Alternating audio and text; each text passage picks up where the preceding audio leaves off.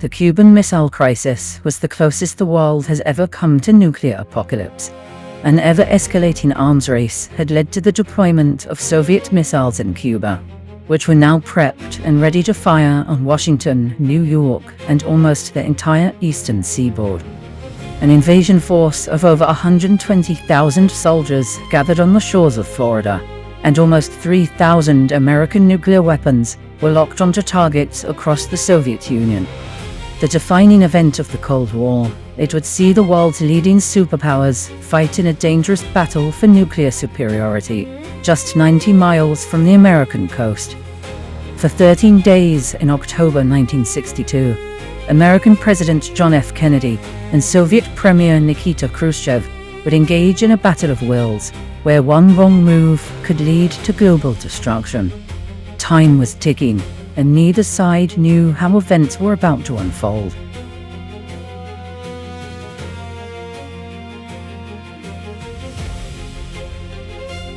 By 1962, Cold War tensions were at an all-time high, with disputes won by the side with the biggest nuclear arsenal. The United States had maintained a significant lead in the arms race since the conflict began, and had already installed Jupiter nuclear missiles in Italy and Turkey, all of which were aimed at the Soviet Union. With this advantage, the United States were quickly able to gain the upper hand in any Cold War confrontation, with the Soviet leader Nikita Khrushchev relying on threats and bluffs to maintain the illusion of control. Things would change in 1959, when communist revolutionary Fidel Castro managed to gain power in Cuba. The communist victory would come as a shock to US officials, as for the last 30 years, Cuba had been a popular holiday destination for wealthy Americans, and by the 1950s, most of the Cuban economy was under American control. However, this would all change when Castro came to power, with American-owned banks, casinos, as well as coffee and sugar plantations, all being nationalized, with Castro eventually turning to the Soviet Union for help and protection. When John F. Kennedy became president in 1961, he was under immense pressure to deal with the Cuban problem, and so launched the Bay of Pigs invasion in April 1961, just 4 months after taking office. 1,500 CIA-trained Cuban exiles invaded the island, with their task to depose Castro and eliminate communism in Cuba. But the invasion would turn out to be a disaster. The exiles found very little support amongst the Cuban people, and were quickly trapped by Castro's forces. Wanting to hide American involvement, Kennedy refused to sanction US air support, leading to the invaders surrendering after just 3 days. It was an embarrassing start to Kennedy's presidency. Castro's victory in Cuba was equally as important for Khrushchev. As well as gaining a new ally in the Western Hemisphere, Khrushchev would also develop a deep affection for Castro himself, later stating that he thought of him like a son. Deciding that it was only a matter of time before Kennedy attempted another invasion of Cuba, Khrushchev decided to deploy nuclear missiles to the island in 1962, insisting on complete secrecy. If all went to plan, he would fly to Havana, the capital of Cuba, once the missiles were installed, to announce a formal defense agreement with Castro, forming a united front against the Americans. In order to maintain complete secrecy, the Soviet troops sent to the island were crammed beneath the deck of cargo and transport ships, where there was barely enough space to lie down. The soldiers themselves had no idea where they were heading, and were told to wear civilian clothes once they arrived to avoid detection. Accompanying the transport ships were 4 Soviet submarines, each of which carried a small nuclear-tipped torpedo. But conditions on the submarines were even worse than on the transport ships.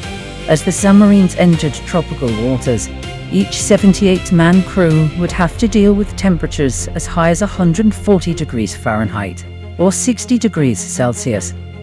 The crews suffered from extreme dehydration and nausea, made worse by the dangerously high levels of carbon dioxide and the constant smell of diesel.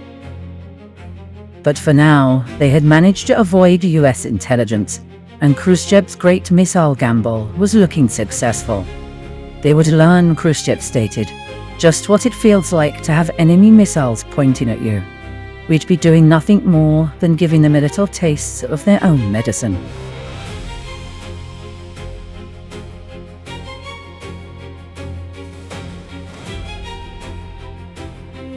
It would take over a month for American U-2 spy planes to first spot the missiles.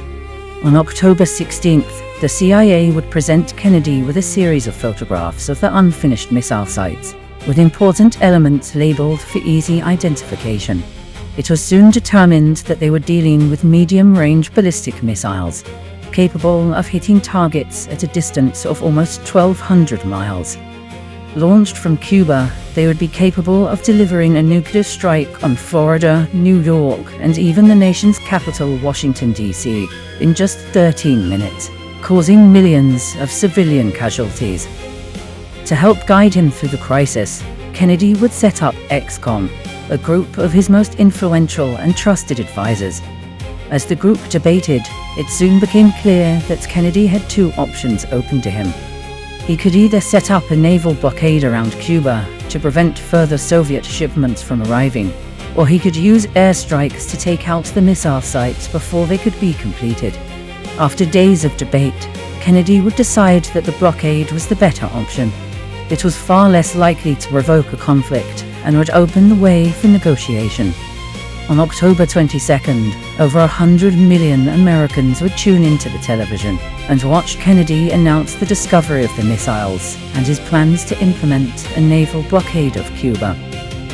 Good evening, my fellow citizens. This government, as promised, has maintained the closest surveillance of the Soviet military buildup on the island of Cuba. Within the past week, unmistakable evidence has established the fact that a series of offensive missile sites is now in preparation on that imprisoned island. It shall be the policy of this nation to regard any nuclear missile launched from Cuba against any nation in the Western Hemisphere as an attack by the Soviet Union on the United States, requiring a full retaliatory response upon the Soviet Union. Almost 5,000 miles across the world, Khrushchev was deciding how to respond to Kennedy's announcement. He was glad that the president had shown restraint and had decided not to invade.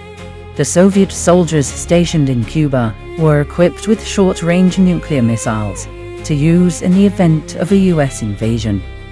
If Kennedy had decided to invade, a full-scale nuclear war would have almost certainly followed. With Kennedy implementing a naval blockade of Cuba, Khrushchev now had to decide what to do with the Soviet ships still at sea. While almost all of the first shipments had arrived in Cuba, a more powerful group of intermediate-range missiles was still halfway across the Atlantic. He could either back down now and face an embarrassing retreat, or call the Americans' bluff and continue to push ahead. As Khrushchev debated the issue, panic would begin to spread in the United States. The stock exchange was tanking, and many shops suddenly found themselves emptied out in a wave of panic buying. People could only sit at home and watch as news came in of Soviet ships creeping closer and closer to the blockade. Finally, on the morning of October 24th, 2 days after Kennedy's announcement, news would come in that the first Soviet ship had turned around and began sailing back home. Kennedy's gamble had paid off. There would be no more Soviet missiles arriving in Cuba. Upon hearing the news, Secretary of State Dean Rusk would famously state, "We're eyeball to eyeball," and I think the other fellow just blinked.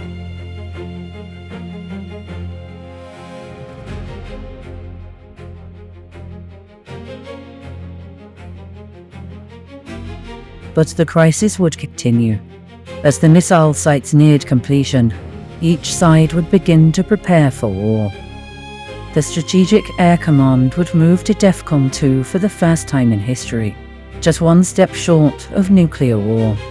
It commanded almost 3,000 nuclear weapons and had a B-52 Stratofortress taking off from US air bases every 20 minutes, each carrying enough destructive power to take out 4 Soviet cities. The US invasion plan of Cuba was also nearing completion, with top generals pressuring Kennedy to authorize the attack.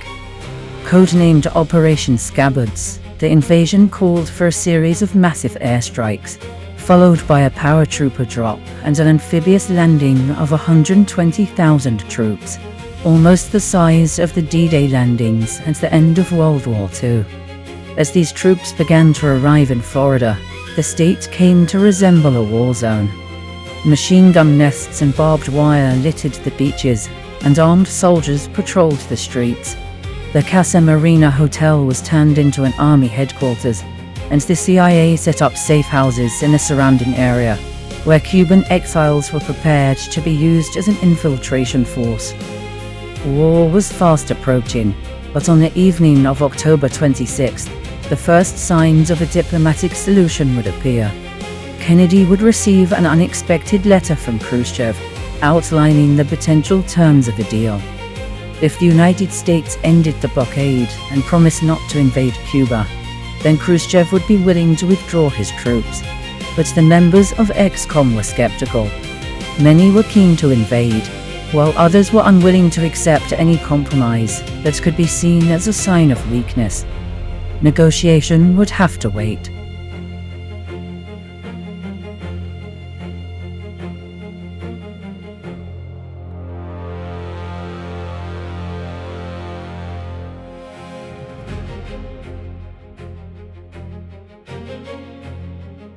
The crisis would come to a head on October 27, 1962, a day that would come to be known as Black Saturday. On this day, a series of incredibly dangerous events would take place, any one of which could have led to a nuclear war.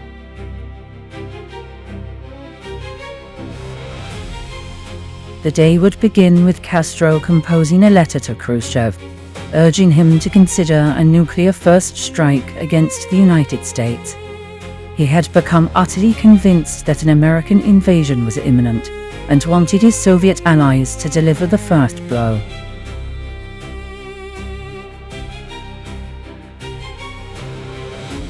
Unlike Castro, Khrushchev still believed there was time for negotiation. He would send a second proposal to Kennedy, this time specifying what he would accept in a deal. Khrushchev agreed to remove his missiles from Cuba, if Kennedy would do the same with the American Jupiter missiles in Turkey. Wanting to bypass the slow diplomatic process, Khrushchev would instead broadcast his message over Radio Moscow for the world to hear. When Kennedy heard the proposal, he knew it was a fair deal. The Jupiter missiles were secretly considered obsolete, with Secretary of Defense Robert McNamara describing them as a pile of junk. Yet there was significant resistance within ExComm. The Turkish government was opposed to the deal, and it was argued that trading away the missiles would significantly weaken the power of NATO and lead to further demands from Khrushchev. If Kennedy wanted to accept the deal, he would have to stand alone against his advisors.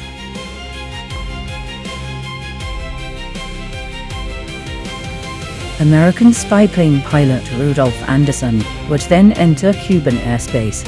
As he began photographing the missile sites, he would draw the attention of Soviet air defenses, who would label him Target Number 33. The Soviet forces had been in a state of high alert for a number of days, being convinced by Castro that an American invasion was imminent. Anderson's plane was particularly troubling, as it had flown over the missile site targeting Guantanamo Bay. If allowed to leave, the Americans would have in-depth knowledge of Soviet positions, paving the way for targeted airstrikes. Deciding it was too dangerous to let the spy plane escape, the order was dispatched to destroy Target Number 33. 2 missiles were fired, with Anderson being killed upon impact. The crisis had claimed its first casualty.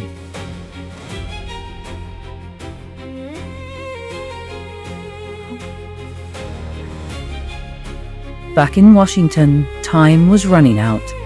The military were calling for massive airstrikes against Cuba by Monday morning at the latest, and news was starting to come in that Anderson's plane had been shot down. At this crucial moment, Kennedy would turn to the one person he could truly trust, his brother, Attorney General Bobby Kennedy. With the help of presidential speechwriter Ted Sorensen, Bobby would draft a reply to Khrushchev that attempted to merge all the different ideas ExCom had.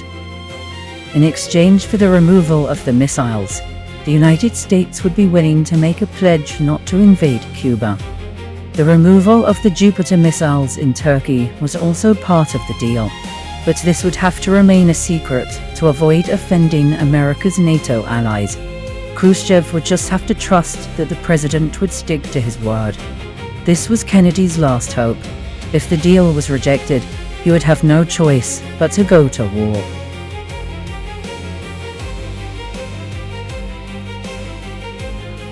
As Bobby was delivering the message to the Soviet ambassador, an incredibly dangerous confrontation would occur in the Atlantic.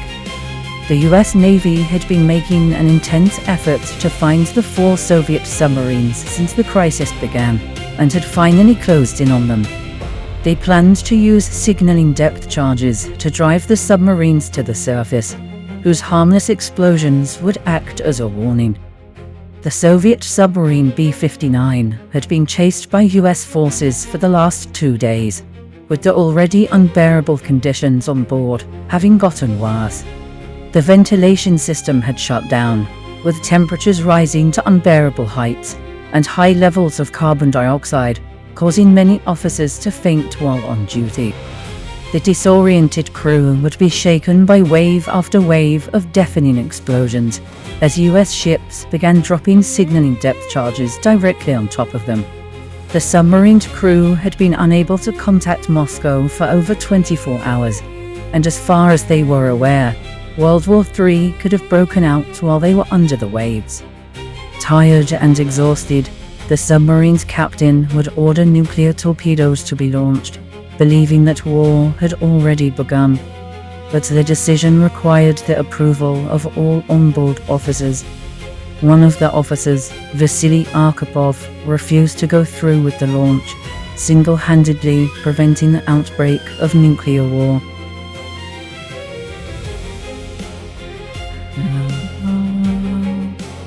As night came on October 27th, no one knew what the next day would hold.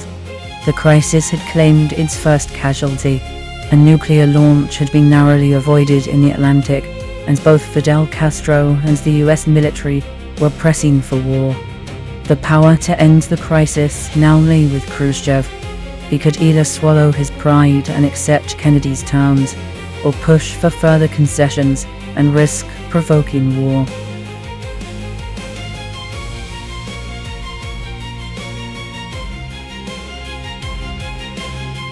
But Khrushchev had decided long ago that he would have to retreat.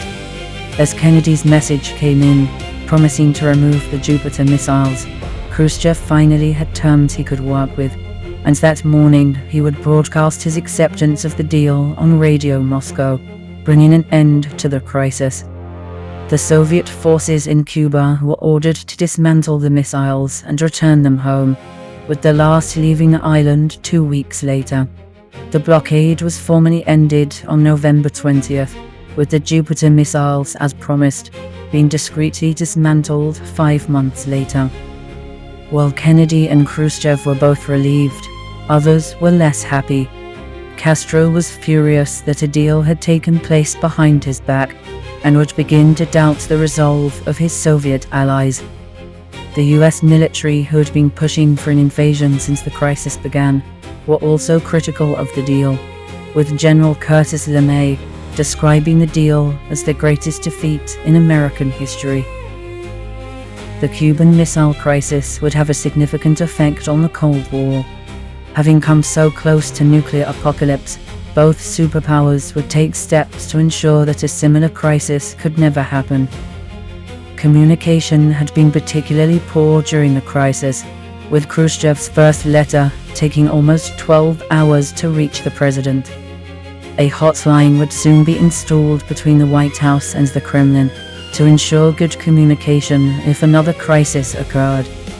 Never again would the most powerful leaders in the world have to communicate through the sole use of handwritten letters and radio broadcasts.